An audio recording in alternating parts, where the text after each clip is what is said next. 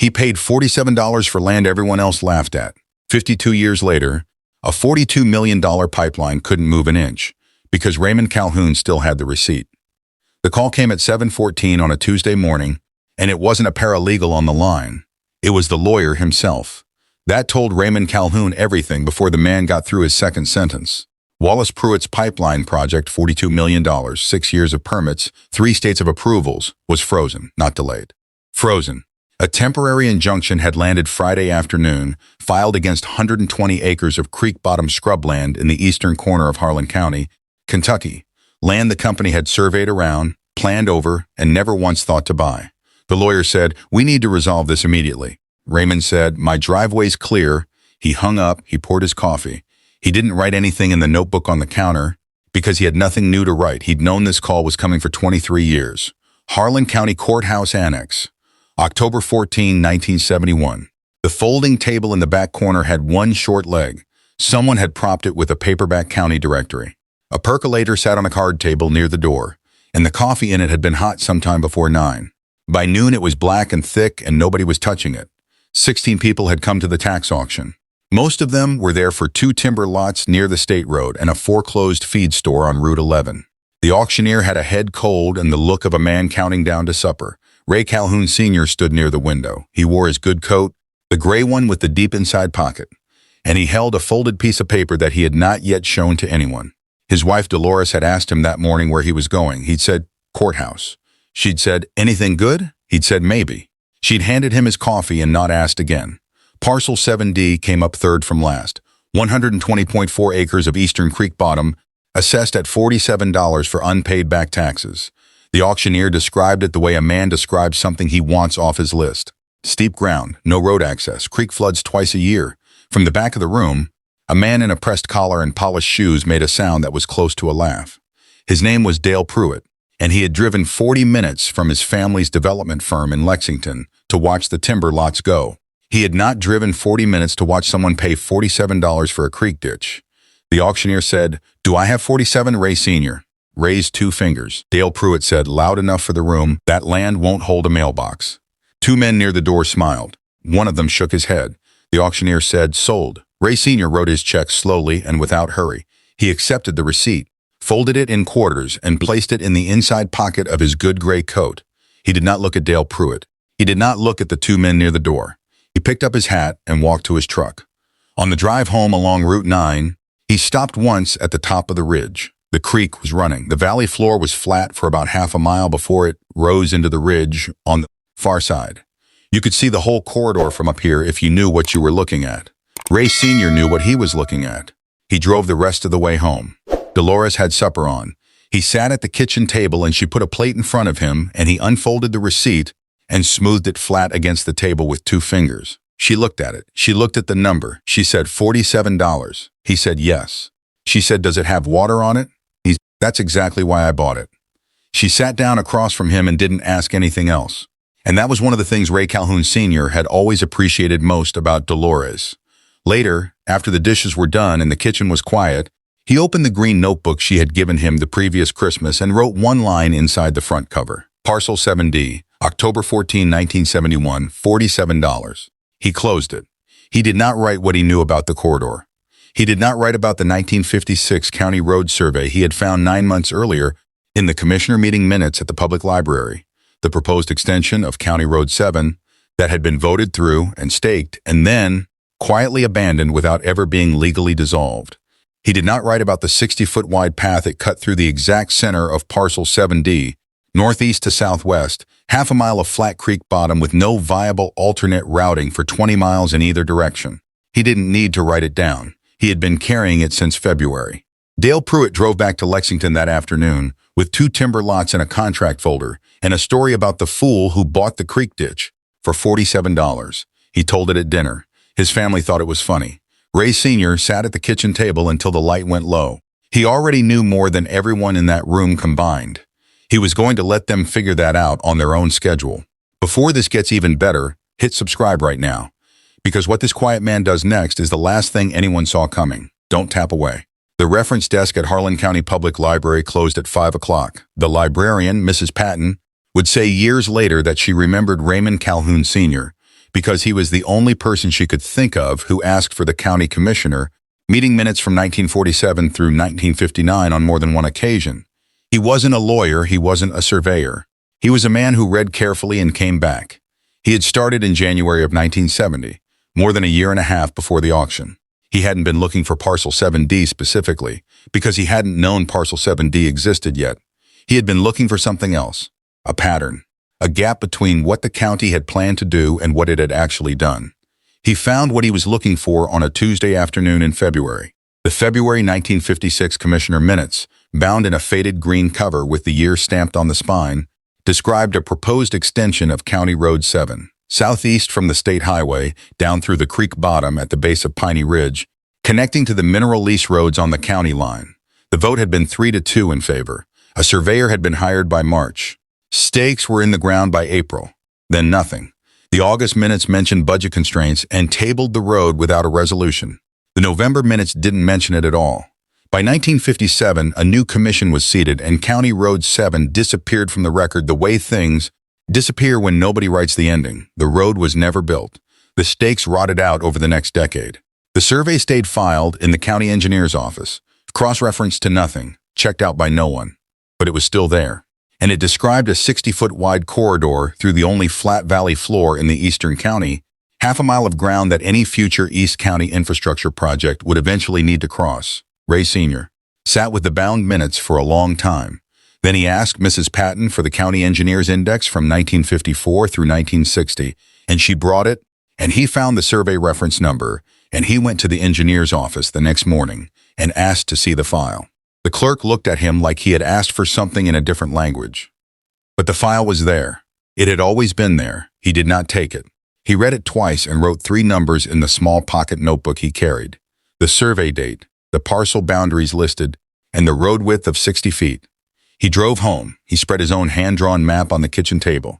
He had been building the map since autumn, tracing the county's tax plat maps by hand onto large paper, noting which parcels were privately held, which had buildings, which had nothing.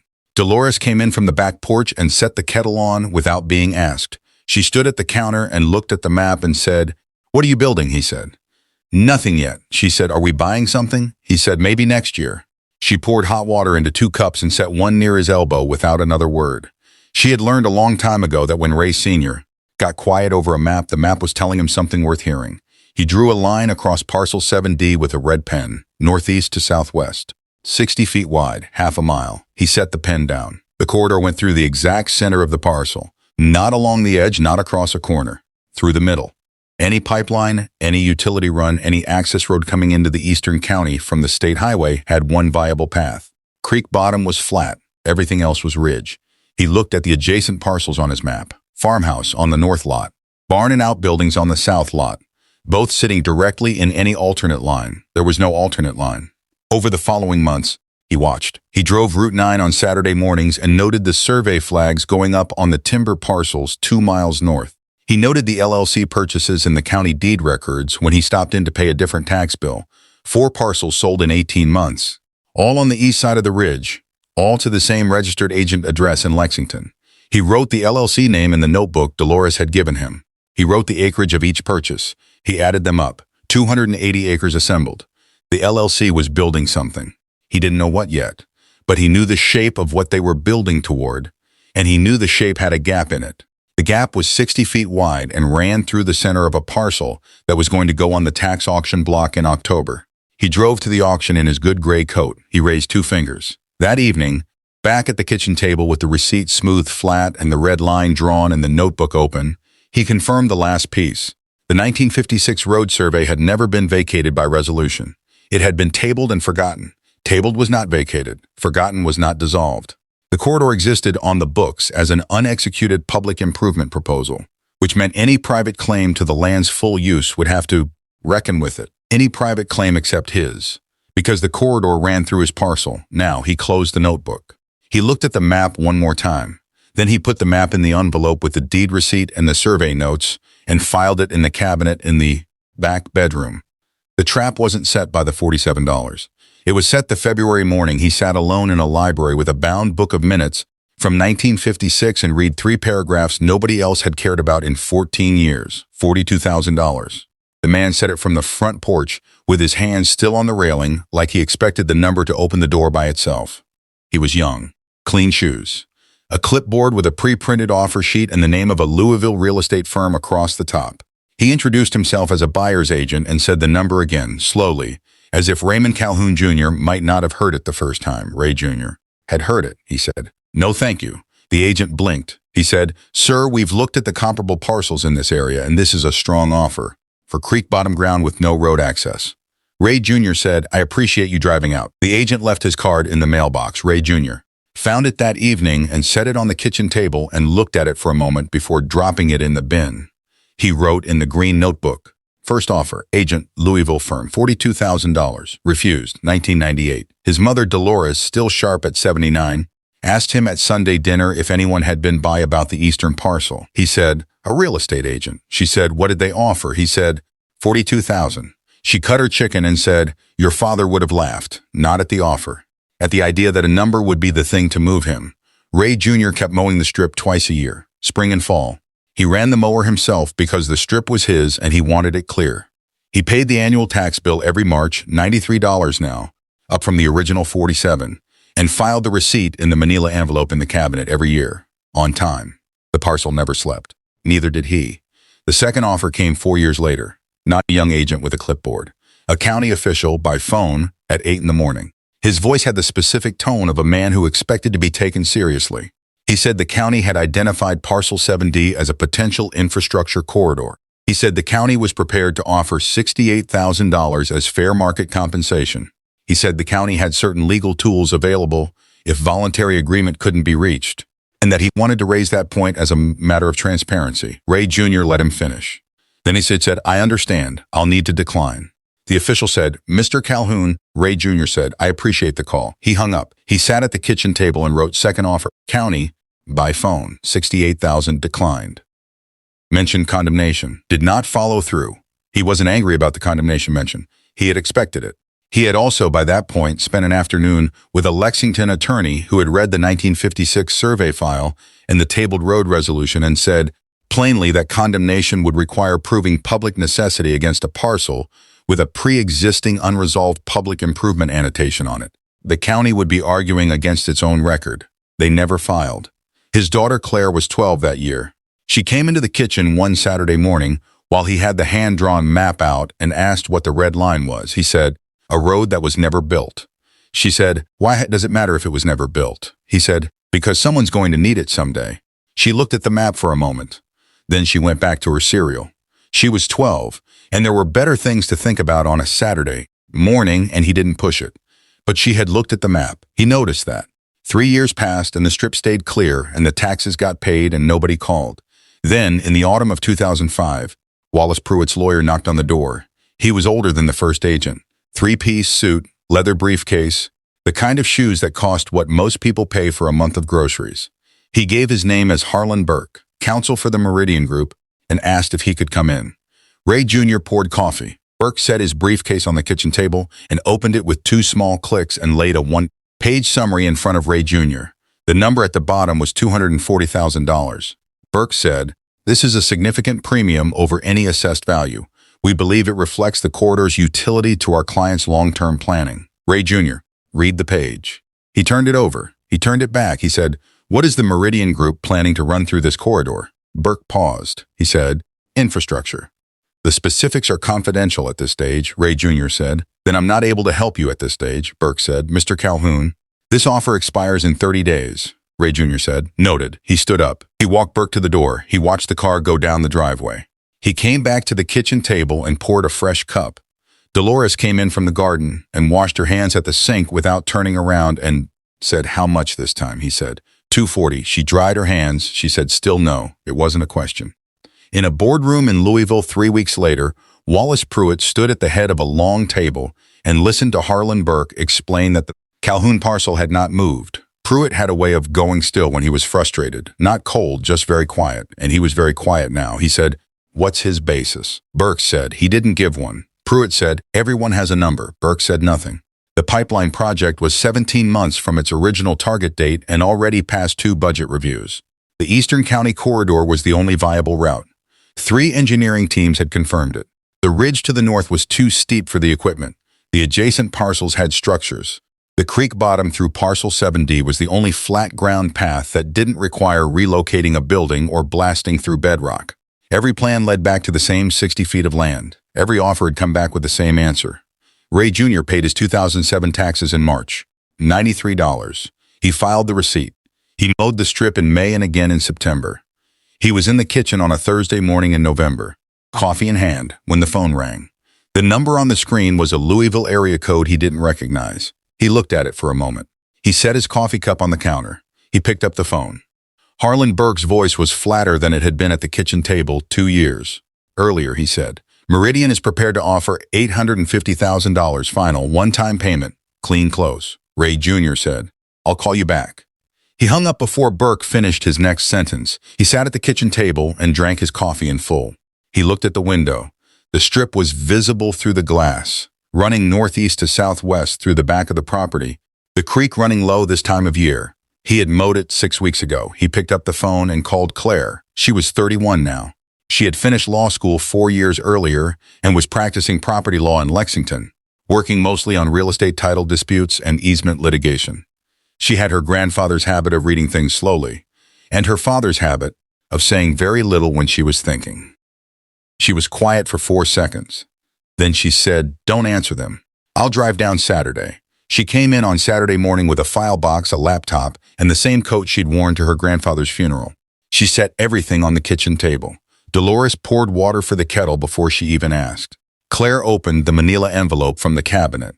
She spread it across the table next to the green notebook, which she had read twice years earlier when her father had quietly put it in front of her and said nothing. She read the 1956 survey file. She read the tabled resolution. She looked at the tax receipts in sequence, 1971 through 2007, every year, no gaps, filed in order. She looked up. She said, Did they run a title search? Ray Jr. said they'd have to. She said, Then they know the 1956 corridor annotation is still live on the books. It was never vacated by resolution. It was tabled, which is not the same thing. He said, I know, she said. They're going to try to claim it was abandoned. He said, I know. She closed the folder. She opened her laptop. She said, Then I need to make a phone call. She called Harlan Burke's office that afternoon. She introduced herself as counsel for Raymond Calhoun Jr. and stated that her client was not interested in a purchase.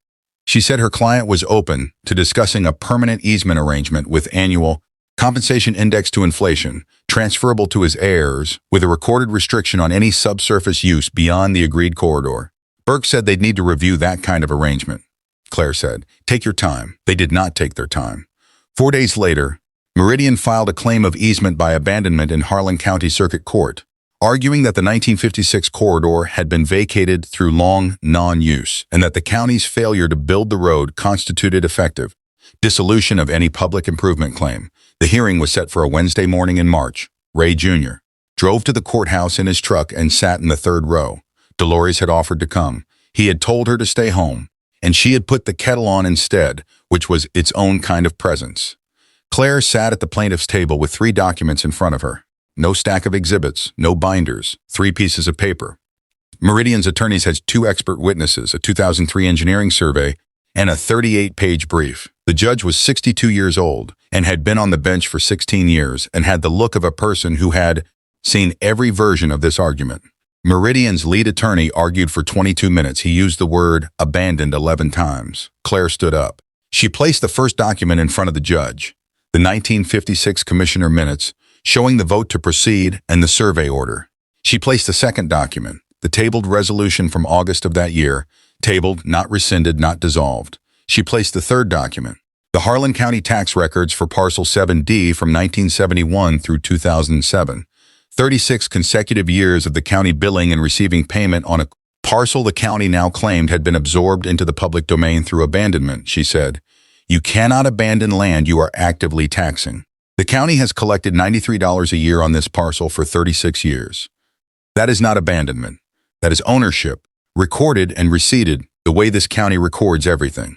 The judge looked at the tax receipts. He looked at the tabled resolution. He said, Counsel for Meridian, can you explain the ongoing tax collection? Meridian's attorney reached for a page. He didn't find what he was looking for. The judge ruled for Calhoun in 11 minutes.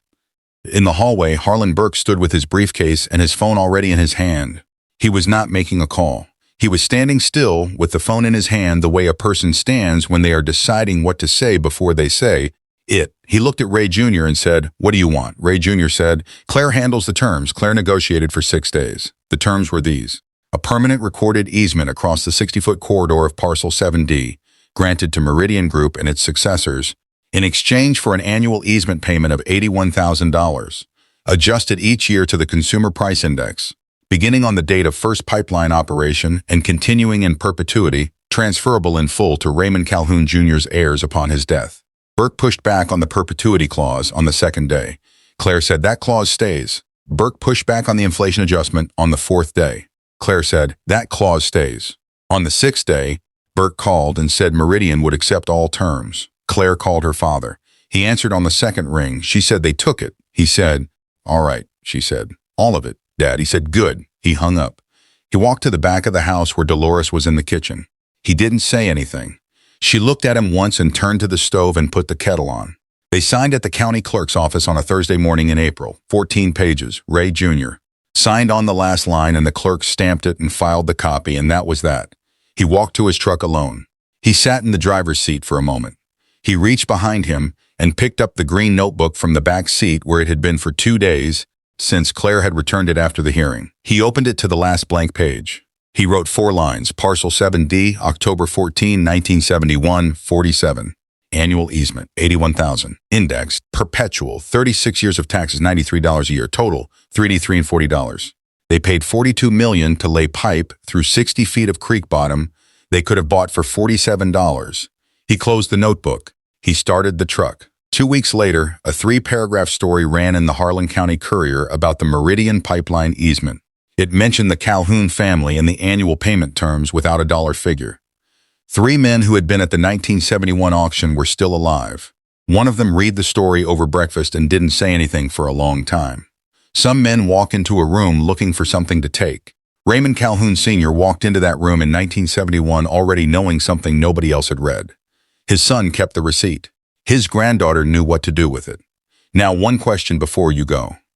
Meridian offered $850,000 one time. Clean close. Ray Jr. said no and took $81,000 a year every year forever. Which would you have taken? Drop your answer in the comments. And if you think you'd have held out like the Calhouns did, like the video so the next one finds you.